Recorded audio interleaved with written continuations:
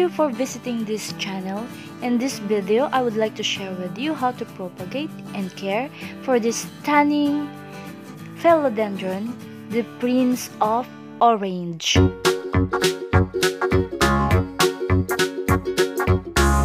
Ang Prince of Orange po ay isa sa mga kilalang hybrid na philodendrons na talagang agaw pansin dahil nga naman sa napakaganda nitong kulay.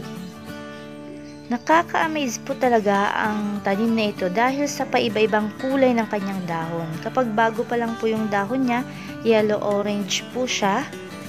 Pag tumagal-tagal konti, parang nagiging kulay rosas po. And then, nagiging kulay golden. Kapag fully grown na po siya, nagiging light green yung kanyang dahon. At kapag mature na siya, nagiging dark green po. Kaya nga, agaw pansin po talaga ang tanim na ito dahil pag pinagsama-sama yung mga kulay na yun, napakaganda po talaga. Ipapakita ko po sa inyo kung paano natin ipopropagate ang ating Prince of Orange. Nakikita po ninyo, marami na po siyang mga aerial roots. So, kailangan po nating mag-cut. Kung gusto po nating maparami ito, kailangan mag-cut po para magkaroon po ito ng panibagong sibol. Ayan, medyo mahaba po yung stem niya. Kaya, pwede po tayong magkaroon ng more than one na cutting. Basta mayroon pong aerial root, pwede tayong mag-cut.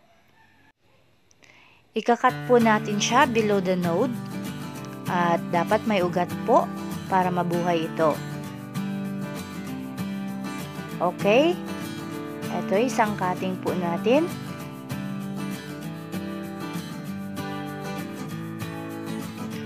Magka-cut po tayo ng isa pa. Dahil may aerial roots pa po siya at medyo mahaba pa yung stem niya, so pwede pa tayong mag-cut ng isa. Ito, below the node po tayong magka-cut.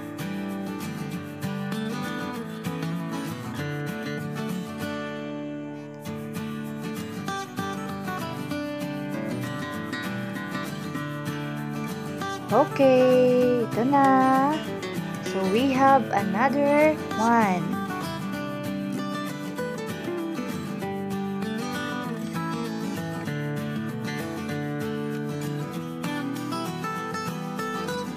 Ito, gagamit po tayo ng aloe vera para ma-heal po yung sugat ng tanim. So, natural lang po ito, kaya safe na safe. Kung wala naman po kayong aloe vera, pwede kayong gumamit ng yung mga rooting hormone para maiwasan po yung atake ng fungi at hindi po ito madaling mabulok. Hindi naman po mahirap alagaan itong Prince of Orange, basta tama lang po yung pag-aalaga natin, mabilis lang po siyang lumaki. Self-heading lang po ang tanim na ito, hindi po siya kagaya ng ibang philodendron na umaakyat na kailangang lagyan ng support. So ito, kailangan lang po natin siyang alagaan. Ilagay po natin siya sa area na hindi po direct sa sunlight dahil masusunog po yung dahon niya.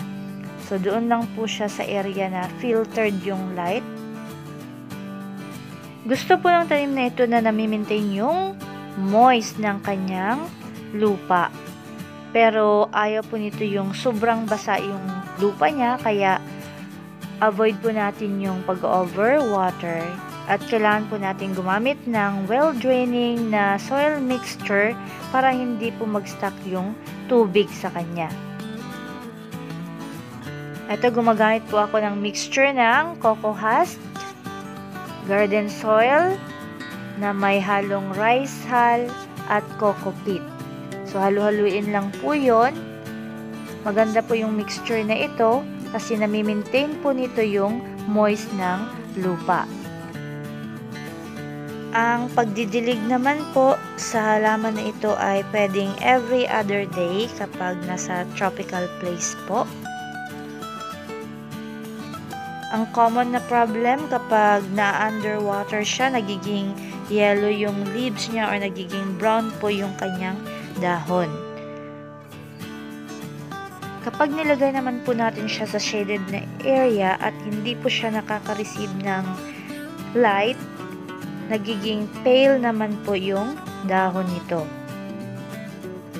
Para mas maging malusog naman po ito ay pwede tayong gumamit ng slow release na fertilizer dahil safe po ito, o pwede po tayong gumamit ng organic gaya po ng animal manure. Hindi naman po nangangailangan ng pruning yung tanim na ito. Kailangan lang nating tanggalin yung mga old na leaves niya sa mga discolored na leaves nito.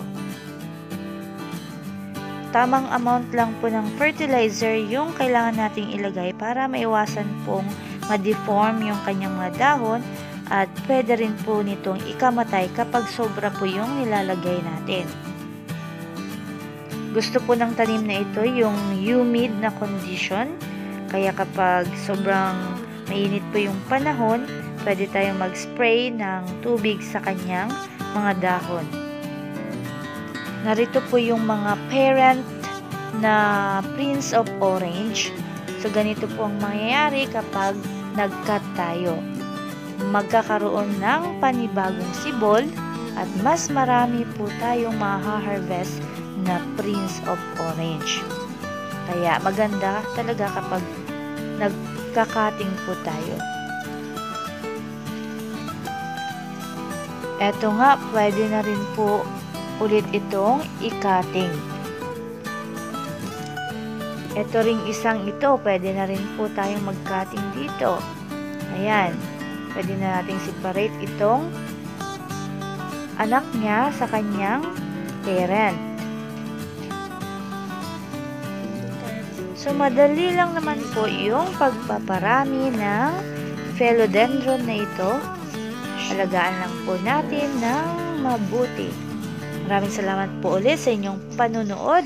Sana may natutunan kayo sa ating episode ngayon. Hanggang sa susunod na video po, please like, share, and don't forget to subscribe.